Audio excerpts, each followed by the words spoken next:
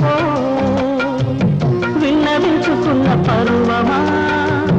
వెన్న ముద్దులిచ్చిపో ఒంటె రాగంలో జంట గానంలో బతుకే వందనం